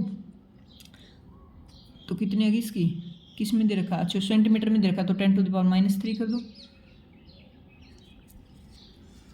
अरे mm में है, सेंटीमीटर में निकालना, अच्छा सेंटीमीटर में निकालना, मीटर में नहीं निकालना भाई, सेंटीमीटर में निकालोगे तो ये कितना बनेगा 0.2 और ये 100 है तो इसका एक हटाओगे ये बन गया, इससे कट गया तो ये आ गया 20। हाँ यूनिट का बस स्पेशली ध्यान रख लेना, मेरे को लगा मीटर में है क्योंकि मिलीमीटर है, मीटर में खोलोगे तो 10⁻³ होता है, मैं उस पर पहुंच गई थी। सीधा फॉर्मूला बेस्ड क्वेश्चन है, ठीक है। क्या क्या फॉर्मूला लगा, एक तो लगा m का फॉर्मूला होता है F0/F, इसकी वैल्यू पूछिए, कर दोगे मल्टीप्लाई। दूसरा फॉर्मूला लगा कैपिटल D = होता है m × स्मॉल t, दोनों मैंने अभी लिखवाए। तो 3 क्वेश्चन अभी जस्ट प्रीवियस में 3 क्वेश्चन, वो भी सिर्फ रे ऑप्टिक्स से, अगले में 4 मिलेंगे वे ऑप्टिक्स के। अब 2023 का पेपर उठाया अभी मैंने, उसमें देख लेते हैं 2023 वाले में, देखो हाँ एक तो ये रहा, for the image to be real, real image चाहिए from the reflection of the concave spherical surface. अभी कनकेव कौन सा होता है, साथ साथ बना लो, कनकेव ऐसे और ऐसे, ठीक है, स्फेरिकल एक ही सरफेस है ना। ग्लास एयर, इधर ग्लास है तो गलत बना लिया, फिर ऐसे लो, पहले ग्लास लेना फिर एयर लेनी, ठीक है। Diameter of the objective should be more than k times the radius of curvature of the reflecting surface, value पूछी भी k की, क्या कह दिया इसने, k की वैल्यू बताओ कि जो देखो क्या पूछा, glass air interval, the distance of the object, object की डिस्टेंस रखो u की बात कर रहा है, should be more time than k time the radius of curvature, वो रेडियस ऑफ कर्वेचर की k गुना है तो उस k की जगह क्या वैल्यू आएगी u में, ये पूछा है। देखो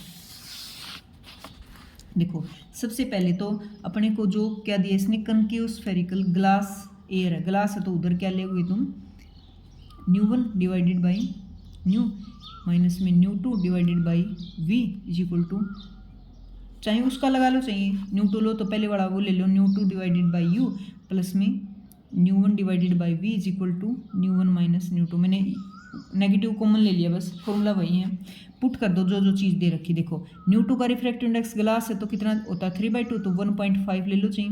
u की वैल्यू पूछी है, निकालनी है, इसकी एयर के लिए 1 होती है, v की v है, इसकी वैल्यू 1 और 2 की 1.5 डिवाइडेड बाई होता है r। सोल्व करो बस आगे। इसको मैं अगर डेसिमल रिमूव करूँ, हाँ u1 की वैल्यू नेगेटिव भी होती है, पीछे तो नेगेटिव लेंगे, ठीक है। इसकी वैल्यू माइनस कर दो, चाहे 15/10 लिखूंगी तो 5 से काट दो 3/2 और u प्लस में 1/v, और ये बच जाएगा 1 में से इसको माइनस करोगे माइनस का 0.5/r, ठीक है। इसको भी चाहे उसी फॉर्म में लिख लो, प्लस में 1/v इज इक्वल टू 5/10 करोगे तो माइनस का 1/2 बनेगा ना, 1/2r, ठीक है। हमें u तक पहुंचना है, u को एक साइड कर लो एक बार, 1/v का निकाल लो, 1/v is equal to minus का r/2, ये बड़ा ये इधर आएगा तो माइनस का 3u/2। तो देखो इसने रियल की बात की तो 1/v की वैल्यू ग्रेटर देन 0 मिलेगी, तो ये वाली चीज़ भी ग्रेटर देन 0 मिलेगी। इसको लिख सकते हैं r/2 is greater then 2/u, ठीक है। हमें u तक पहुंचना है, 2 से 2 काट दो तो u की value is greater then, u है 3 इधर जाएगा, थोड़ी सी गड़बड़ तो नहीं कर दी क्या हमने, 3 ये u ऊपर कैसे चले गया, अच्छा ये मैं देखो मेरे को तभी गड़बड़ लग रही, u तो नीचे है, मैंने ऊपर लिख दिया, ये u नीचे है, ये u नीचे है, तो u की वैल्यू रखोगे इधर जाएगा, ये इधर आएगा तो 3r आएगी भी, ये बड़ी कंडीशन आएगी, ठीक है। थोड़ी सी गड़बड़ होगी कैलकुलेशन में भी, कैसे ये यहीं से गड़बड़ कर दी, r नीचे ऊपर ले लिया, ये कैलकुलेशन में गड़बड़ होगी, खुद कर लेना कैसे। देखो ना निकले तो मैं अगले में ही करवा दूंगी। कनकेव स्फेरिकल है, कनकेव स्फेरिकल है, ग्लास और एयर इंटरफेस है। फॉर्मूला मैंने बताया, सीधा फॉर्मूला लगाओ, u2 u1 की दोनों वैल्यू दे रखी है, कंडीशन पूछी है बस कि u की वैल्यू रेडियस से कितनी ग्रेटर टाइम होगी, यहाँ वैल्यू पूछी k की, तो 3 टाइम्स मिलेगा इसका, ठीक है। तो एक तो क्वेश्चन इसका ये था भाई,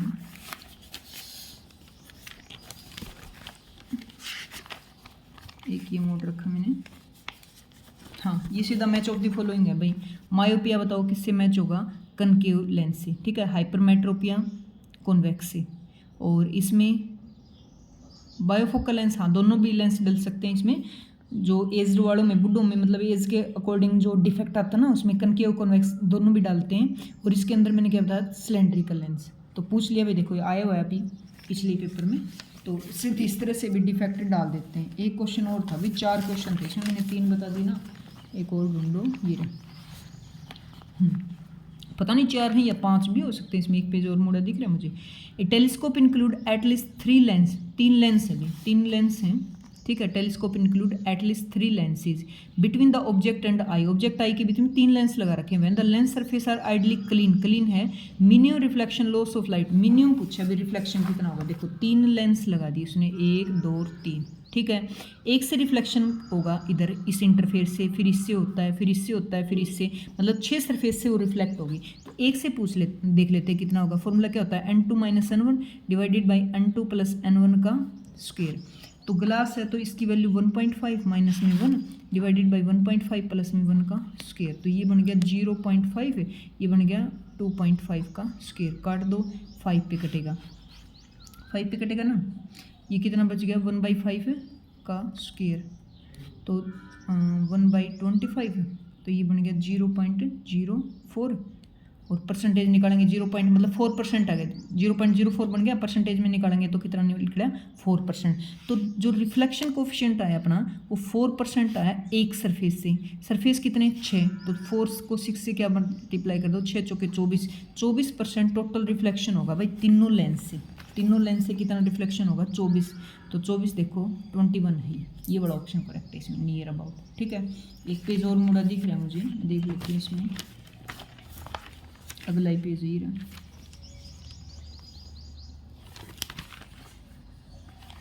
ये रिफ्रैक्टिव इंडेक्स है ऑफ एयर का रिफ्रैक्टिव इंडेक्स दे रखा है the thickness of the air column which will have one more wavelength, एक ज़्यादा वेवलेंथ है येलो लाइट की than in the same thickness of vacuum. Same thickness की बात कर रहे हैं, वैक्यूम से एयर में एक वेवलेंथ ज़्यादा है क्योंकि उसमें स्पीड कम हो जाती है, सीधी सी बात, एक वेवलेंथ ज़्यादा ले ली होगी। ठीक है, पेज गड़बड़ करेगा, गचड़ पचड़ होगा, इसमें नया पेज ले लेती हूँ। तो देखो क्या बोला इसने, एक तो रिफ्रैक्टिव इंडेक्स दे दिया अभी इसने एयर के केस में 1.0003। ठीक है, उसने बोला क्या बोला, जो वेवलेंथ है ना सेम थिकनेस ले लो, तो एयर में वेवलेंथ है और एक बात करें वैक्यूम में, तो इसमें एक वेवलेंथ ज़्यादा है इसके कंपेरिजन वैक्यूम के कंपेरिजन, क्योंकि यहाँ पे एयर है वैक्यूम खाली होता है तो इसकी स्पीड कम होती है तो एक वेवलेंथ ज़्यादा आ गई होगी। तो नंबर ऑफ वेवलेंथ निकालो, देखो नंबर ऑफ वेवलेंथ कितनी है, नंबर ऑफ वेवलेंथ होती है टोटल थिकनेस कितनी है और divided by number of wavelength के लिए एक वेवलेंथ कितनी है उससे डिवाइड कर दो। ठीक है, ये किसकी निकाली, नंबर ऑफ वेवलेंथ निकाल लो एयर के लिए, पहले वैक्यूम के लिए निकालो नंबर ऑफ वेवलेंथ वैक्यूम।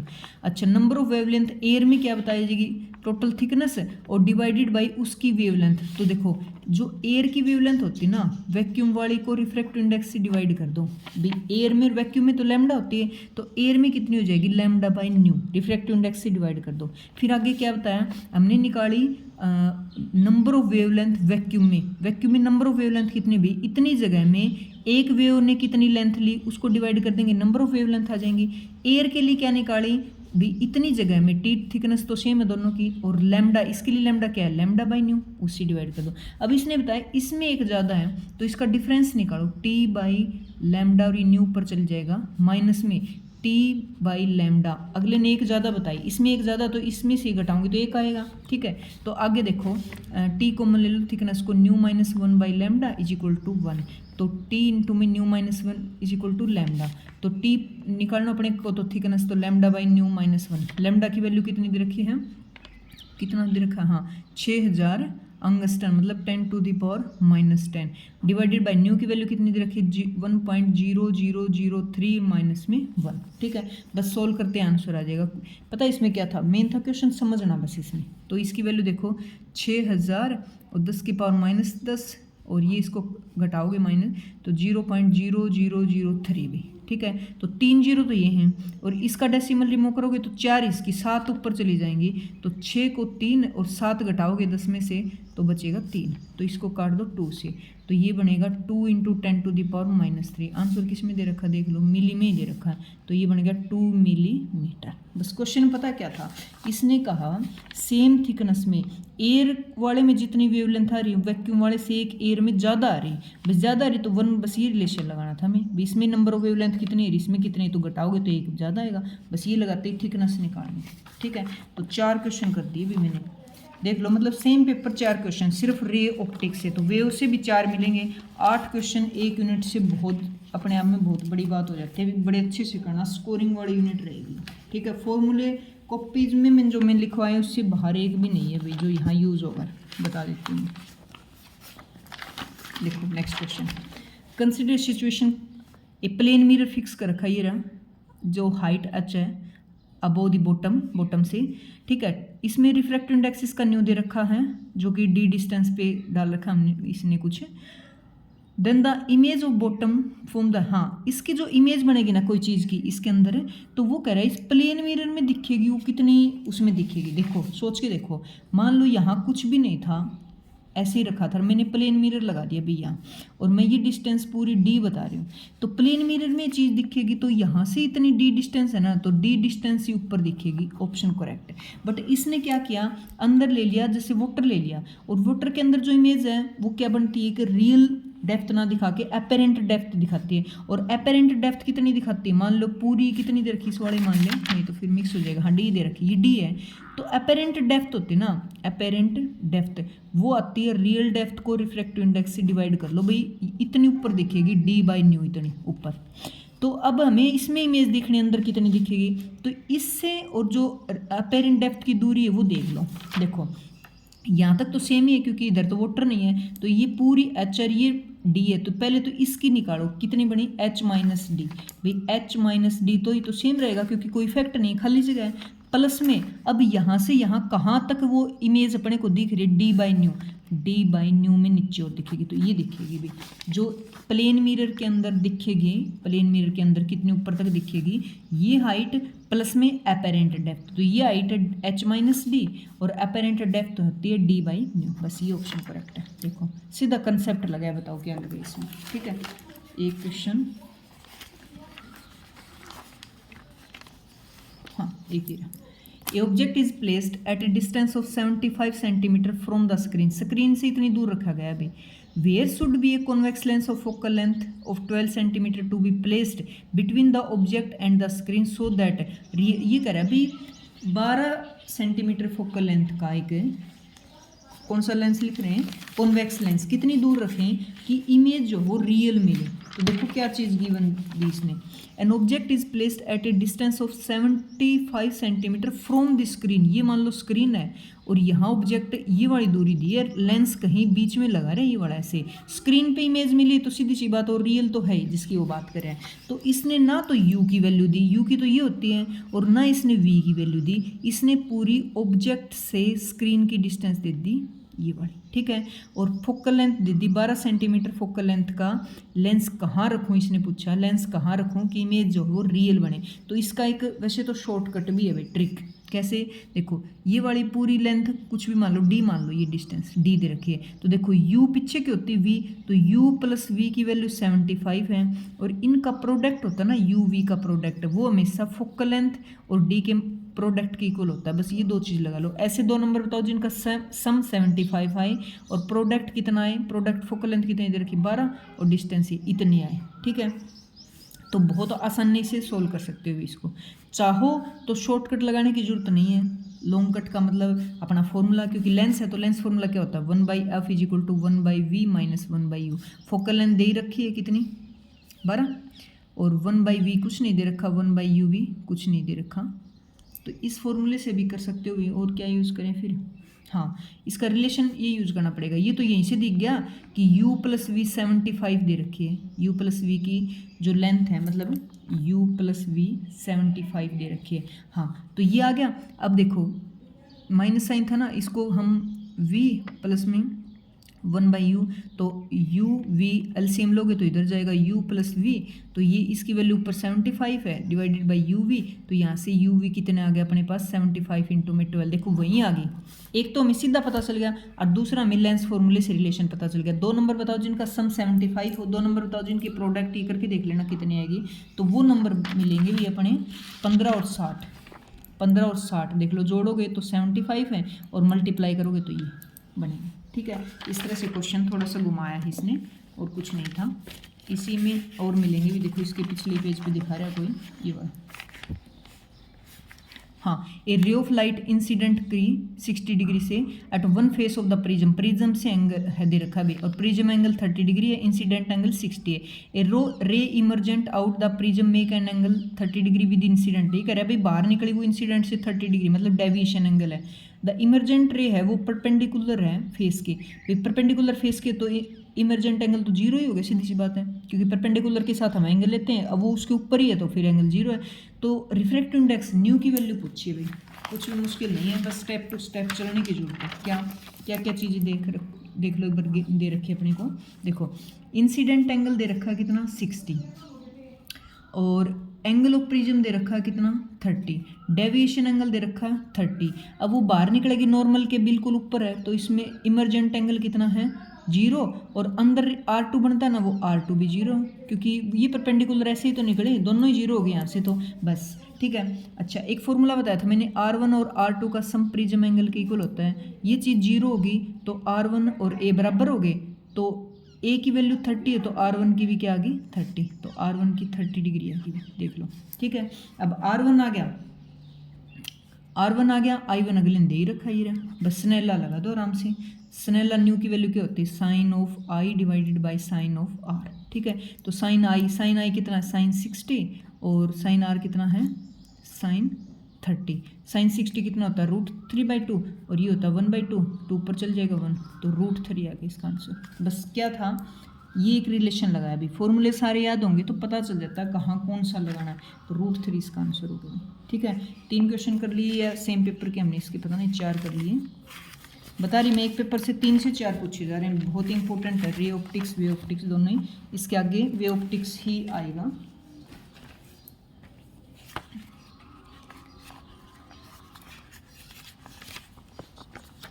हाँ, ये टोटल इंटरनल रिफ्लेक्शन से डाल दिया क्वेश्चन। देखो, a figure show in boundary this refractive index N1 N2 दे रखे हैं।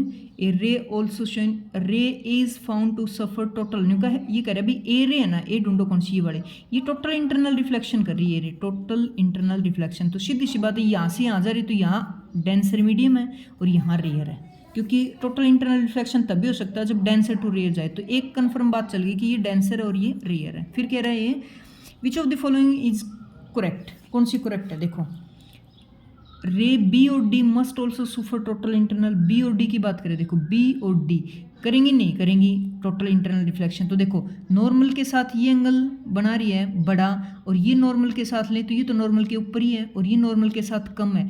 ये इंटरनल रिफ्लेक्शन कर रही तो इनका एंगल इनसे छोटा, तो ये internal reflection total internal reflection में नहीं होगा। रे ई तो रेयर टू डेंसर जा रही, बिल्कुल ही नहीं होगा। रे बी में भी टोटल, बी कहाँ है, ये रही, अच्छा इसमें किसकी, बी दो बार बात कर ली क्या, मे भी टोटल इंटरनल, बी भी नहीं करेगी, छोटा एंगल है इससे।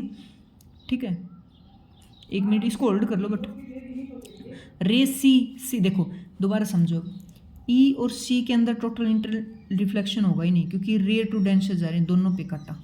ठीक है, अब बात करें D 90 degree critical angle, normal के साथ एंगल देखते हैं, इसने कुछ एंगल नहीं बनाया, काटा, ये करी रही है। बी भी ऑप्शन में रह गया भाई, क्या, क्योंकि ये नॉर्मल के साथ जो एंगल बनाएगा हमें पता नहीं चल रहा है क्रिटिकल से कितना बड़ा है। हो सकता है क्रिटिकल एंगल ऐसा एंगल हो कि बी वाला एंगल है ना, ये बी भी नॉर्मल से क्रिटिकल से ज़्यादा बनाए, क्योंकि एंगल की इन्फॉर्मेशन कहीं नहीं है। तो इसके अंदर पॉसिबिलिटी है भाई, बी एंगल हमें दिए नहीं तो ये कर सकती है, क्योंकि सारी कंडीशन सेटिस्फाई हो रही है। इसमें डेंसर टू रेयर जा रही है, क्रिटिकल एंगल से हो सकता है बड़ा हो, क्योंकि क्रिटिकल एंगल तो गिवन ही नहीं है। तो बस सी ऑप्शन करेक्ट है, क्योंकि मे का मतलब होता है इसके अंदर पॉसिबिलिटी है भाई, कर सकती है। ठीक है, और देखो इसमें पता नहीं इसमें और नहीं है, दो हो गए क्या इसमें, छोड़ो अगला उठा लेते हैं।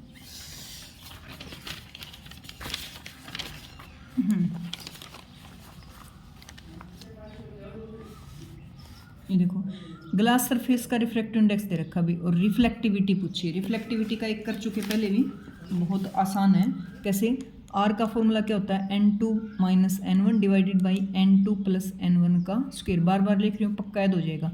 इसका 1.6 दे रखा -1, 1.6 दे रखा है +1, इसका स्क्वायर। ये बच गया 0.6, ये बच गया 2.6, काट दो, 2 3 पे 13 पे 3 13 पे, तो 9/169 बचा। परसेंटेज के लिए 100 से कर दो मल्टीप्लाई, तो इसको काट के करोगे ना तो ये आ जाएगा भाई, कितना आएगा देख लो, 900 को इससे डिवाइड करोगे 169 से, तो किस पे जाएगा, 5 पॉइंट पे, 5 पे, मतलब 5 पॉइंट कुछ समथिंग परसेंटेज आएगी भाई रिफ्लेक्टिविटी का। तो इसका ऑप्शन हो जाएगा ये वाला, करके देख लेना डिवाइड, तो लंबी वीडियो पहले ही बहुत होगी। तो ये वाला 5.32%। ठीक है, इसको छोड़ देते हैं। एक पेपर और मेरे पास 2022 का भी है, इसमें देखो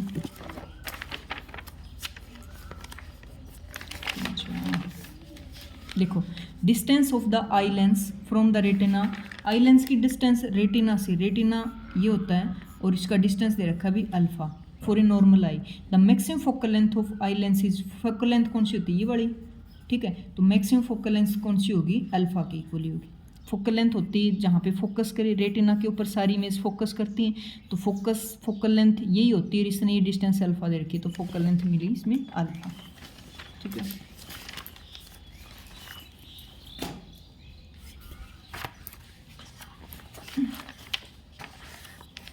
हाँ ये क्वेश्चन मुझे कुछ इंपॉर्टेंट लगा भाई, बस लास्ट क्वेश्चन इंपॉर्टेंट से देख लो। A ray of light moving along the unit vector, एक रे ऑफ लाइट है भाई, इस वेक्टर के अलोंग मूव कर रही है। तो इसमें देखो आई और जे हैं, तो आई और जे टेढ़ी होती है ना, वो रे तो टेढ़ी होती है। कैसे, ये प्लेन है तो टेढ़ी होती है, तो इसके पास दो के कोऑर्डिनेट मिलेंगे, ये वाले भी दोनों मिलते हैं ना इसके पास ऐसे। तो आई और जे के दोनों हैं। इंटरफेस मतलब इसने दे रखा भी रिफ्लेक्शन इंटरफेस टू मीडियम में, विच इज XZ प्लेन में भी, एक्स जेड में है तो इसका मतलब वाई क्या है, उसके नॉर्मल है, नॉर्मल वेक्टर किसमें मिल गया, वाई में। Refractive index y is greater than 0 ऊपर 2 दे रखा है, y less than 0 √5/2। Angle of refraction पूछा है अभी, एंगल ऑफ रिफ्रैक्शन देखो समझाऊँ मैं, इंपॉर्टेंट क्वेश्चन है ये। देखो जो वेव चल रही वो अपनी -sin2j/√5 में, इसका मतलब वो एक्स में और वाई में है कहीं, और ये प्लेन है, ये एक्स जेड प्लेन है, एक्स जेड, तो इसका मतलब ये वाला इसका नॉर्मल है वो किस में है, वाई में मिल गया ना, ये एक्स जेड प्लेन हो गया, ऐसे तो खड़ा कौन है, वाई एक्सिस है खड़ी पे। तो ये रे कोई ऐसे आ रही है जिसके पास एक्स और वाई के कोऑर्डिनेट हैं दोनों, ठीक है। इसने रिफ्रैक्टिव इंडेक्स हमसे पूछा है, रिफ्रैक्टिव इंडेक्स क्या होगा, तो देखो नॉर्मल है वाई के अंदर। अच्छा स्नेल लॉ लगाएंगे तो अपने पास फॉर्मूला क्या होता है, u1 sin of i is equal to 𝛎2 sin of r।